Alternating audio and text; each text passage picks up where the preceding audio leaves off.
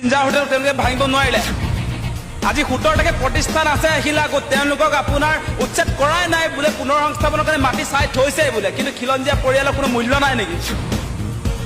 আজি খিলঞ্জীয়া পৰিয়ালৰ মিচিং, বড়ো, কাৰ্বি, ৰাভা, অসমীয়া, খিলঞ্জীয়া এই মানুহবিলাকৰ কোনো মূল্য নাই নেকি? টিভিত বেছিকৈ নোলাব বুলি কৈছিলে, সেই ব্লেকমেইল কৰিলে। ব্লেকমেইল কৰাৰ কাৰণে এবছৰ থাকি গ'লো আমি, এতিয়া আৰু ব্লেকমেইল নহ'ব। পৰা হিমন্ত বিশ্ব শৰ্মাৰ দিনত তেওঁৰ মন্ত্ৰী, বিধায়ক, সাংসদে এফালৰ পৰা মাটি গোগ ৰাখে গিলিছে, আনফালেদি আমাৰ খিলঞ্জীয়া মানুহক ৰাস্তালৈ লৈ আহিছে। আপোনালোকে কোৱা মতে সন্দেহযুক্ত বাংলাদেশী তেওঁলোকক বাংলাদেশলৈ পঠিওৱাৰ ব্যৱস্থা নকৰি কেনেকৈ পুনৰ সংস্থাপনত দিলে?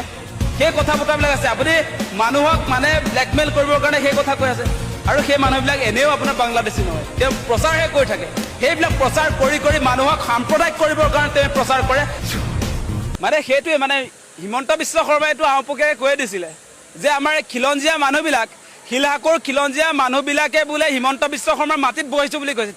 তেওঁ ভাবে মানে গুৱাহাটীৰ যিমান মাটি তেওঁৰ হিমন্ত বিশ্ব শৰ্মাৰ বুলি ভাবে।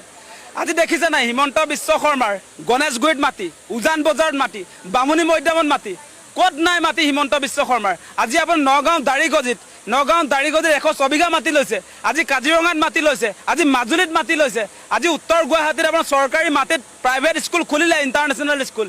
আজি আপোনাৰ সেই কি বোলে চানমাৰী চাহ বাগিচা তিনিচুকীয়াত আছে, শ বিঘা মাটিৰ মালিক হিমন্ত বিশ্ব শৰ্মা। গোটেই অসমৰ মাটি হিমন্ত বিশ্ব শৰ্মাৰ পৰিয়ালৰ হাতত। আজি তাৰ সমান্তৰাল হয় তেওঁ সতীৰ্থ মন্ত্ৰী আৰু এটা মাটি খাইটি ওলাইছে, জয়ন্ত মল্ল বৰুৱা। আজি আপোনাৰ সেই ৰঙিয়াত তেওঁ 39 বিঘা মাটি ক্ৰয় কৰিছে, তাৰ পাছত প্ৰায় 70 বিঘা মাটি জলাশয়ৰ মাটিত দখল কৰিছে। ইয়াতো দখল কৰিলে জলাশয়ৰ মাটিত তেওঁৰ ঘৰলৈ যোৱা ৰাস্তা বনালে, দেখিছে বুন্দাজান পুতি। গতিকে এফালৰ পৰা হিমন্ত বিশ্ব শৰ্মাৰ দিনত তেওঁৰ মন্ত্ৰী, বিধায়ক, সাংসদে এফালৰ পৰা মাটি গোগ ৰাখে গিলিছে, আনফালেদি আমাৰ খিলঞ্জীয়া মানুহক ৰাস্তালৈ লৈ আহিছে। সেই অন্যায় নচলিব, সেই কথাত আমি